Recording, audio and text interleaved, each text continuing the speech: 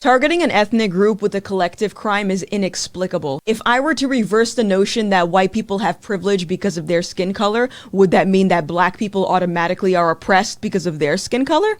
Hi, my name is Gothix, and today we're tackling one of the most requested topics on this channel. So again, if you have a suggestion for a future video, leave it in the comments below. So, white privilege. This is a term that I personally find nauseating. I would love nothing more to see it just disappear out of existence entirely. The concept does nothing beneficial for anyone. So, I'm gonna break it down to you, and I know that I'm gonna get a lot of angry comments from other black folks who are maybe gonna try to attempt to educate me on racial injustice and how whites have it easier in that regard. But I'd please ask you to first check out my video on critical thinking before typing up an angry response that YouTube may automatically delete anyway. That algorithm though, it's very interesting. With that being said, let's get into this. So I find that a lot of people who use white privilege to rationalize their life experiences are actually experiences rooted in culture or social class. So for example, if a black person goes on an interview and gets passed up on a job over a white person who may have the same qualifications, one might argue, well, that's clearly white privilege. But if I told you that the black person during the interview was talking like this, I would say that that's more something rooted in culture rather than race.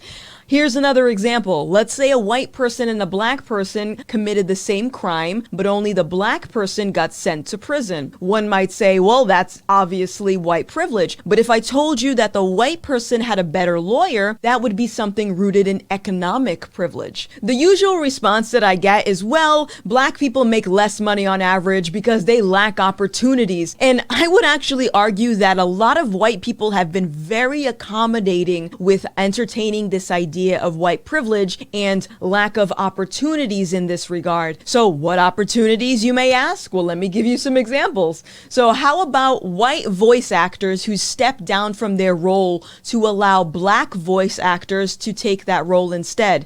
Mainly when a white person is voicing a character that is illustrated as a black person, despite the literal definition that acting is to pretend to be something that you're not. Here's another example. Incentivize diversity quotas or affirmative action, where more qualified individuals could get passed up on an opportunity to make room for black people, which, if I may give my 2 cents on this topic for just a quick second, if a company needed to be incentivized in order to hire a minority, why would I want to work there anyway? Or what does that say about myself? Does incentivized diversity imply that I'm not smart enough to get the position on my own? I'm honestly very perplexed why so many minorities are infatuated with the brown versus white employment ratio. If I don't get offered a position, the first thing I do is to consider what qualification I was lacking versus the company is just racially biased. Here's another example that touches just within the creator space. I've been seeing a lot of new or inexperienced black content creators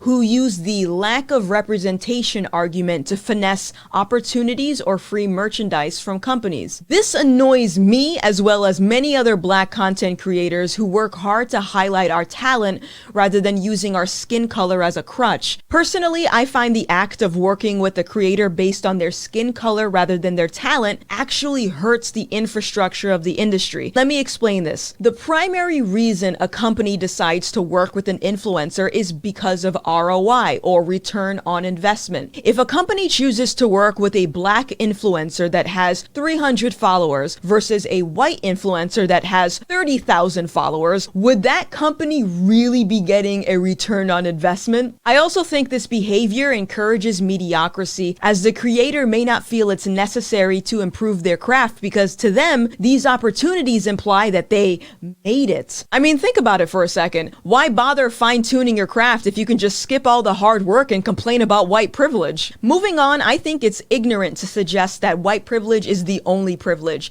There are varying levels of privilege depending on who you are. What about black privilege? The privilege to call someone racist and not feel an obligation to prove that racism. Or the privilege to say all of my problems are because of white supremacy and no one challenge you to elaborate on that claim. I think that's pretty privileged in itself. For those of you that don't know, I actually co-host a podcast here on YouTube called Subtweet This, and we actually just finished up a great conversation that could tie into this topic. Take a look.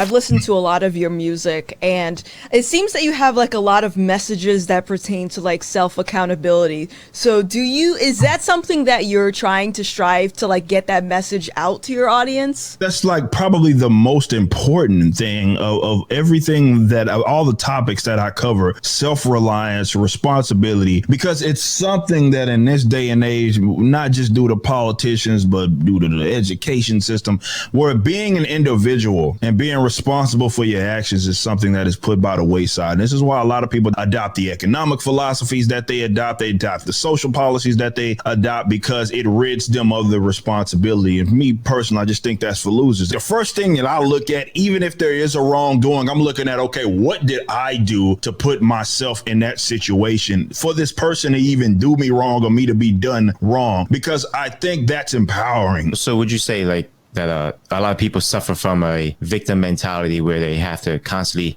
go, I'm in this position because of other people? Absolutely. And it's because it's an easy position to have. When you can sit there and place blame on everybody else or every other thing, aside the white man across the corner or something like that. When you can do that, it's a very easy position to adopt, because there's no responsibility. There's no accountability to your actions. You can always place blame on someone. It's a very easy position to adopt. And that's why a lot of folks do tend to adopt that. And they don't, because though it's liberating, with freedom comes responsibility. You know what I mean? And a lot of people they actually shy away from that idea, because they come to that realization that, well, my actions are the biggest, primary, more so determinant of where I am going to be in life. That a lot of people they're scared of that sort of responsibility. So they adopt more victimhood. It's like, all right, well, who can I blame? Well, the white man, this type of person. It's unfortunate, because those people, like, there's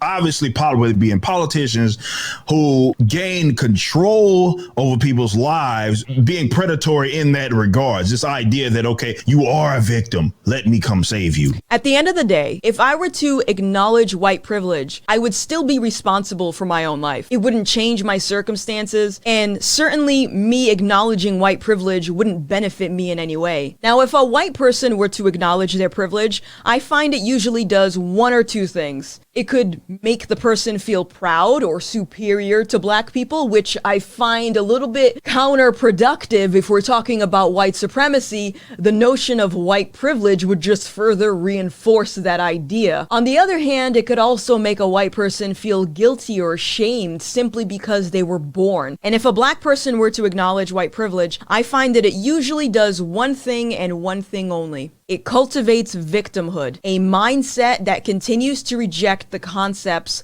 of perseverance, resilience, and self-accountability. And that's all I gotta say about that. Hey, if you enjoyed this video, give it a thumbs up and make sure you hit that subscribe button if you want more content like this. And of course, if you have a suggestion for a future video, let me know in the comments below. My name is Gothix, and I'll see you on the flip side.